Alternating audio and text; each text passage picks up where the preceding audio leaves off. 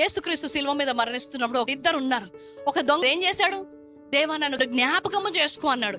ఏమన్నా క్రియ చేశాడా? ఆయన ఎక్కడున్నాడు? మరణించడానికి కొన్ని క్షణాల ముందర ఉన్నాడు. నన్ను జ్ఞాపకము చేసుకో అన్నప్పుడు యేసుక్రీస్తు ఉన్న ఒక్క నిమిషంలోనే క్షమాపణ అడగగానే, నేడు నీవు నాతో కూడా పరదైసులో ఉంటావు అన్నాడు. అది దేవుని కృప, అది యేసుక్రీస్తు కృప, అది ఈ లోకానికి పరిచయం చేయడానికి ఆయన వచ్చాడంట.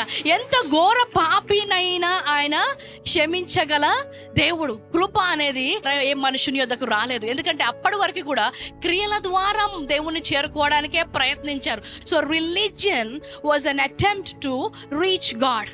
కానీ అప్పుడు క్రీస్తు వచ్చాడంట. దేంతో? కృప ద్వారా, సత్యముతో వచ్చాడు. ఏంటంట?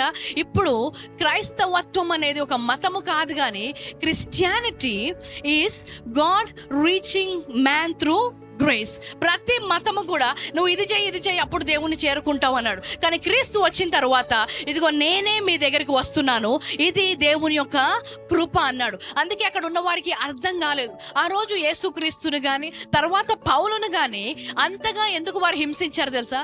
కృపను బోధించినందుకు. మతముని బోధిస్తే ఎవరు ఏమన్నారు? కృపను బోధించిన వారి మీదనే ఎక్కువగా అటాక్. వాక్యం మీరు ఎంత చదివినా సాతానికి ఏం ప్రాబ్లం లేదు. ఎన్ని సర్మన్స్ విన్నా కూడా మీ మనసు మారకపోతే సాతానికి ప్రాబ్లం లేదు. కానీ సత్యము విని కృప అర్థము చేసుకొని కృపలో నడిస్తే వాడికి ప్రాబ్లం. అందుకనే కృపా వాక్యానికి వ్యతిరేకంగా ఈరోజు కృపావాక్యం బోధించిన, సత్యము బోధించే వారి యొక్క స్వరము ఈ లోకము వినకూడదు అని సాతాను ప్రయత్నిస్తుంటాడు. సో అప్పటి వరకు మతపరంగా దేవుని వారు చేరుకోవడానికి ట్రై చేశారు. కానీ క్రీస్తు వచ్చిన తర్వాత మతాన్ని స్థాపించడానికి రాలేదంట. ఇంకో మతం కోసం నేను రావట్లేదు, ఒక మార్గాన్ని చూపెట్టడానికి వస్తున్నాను.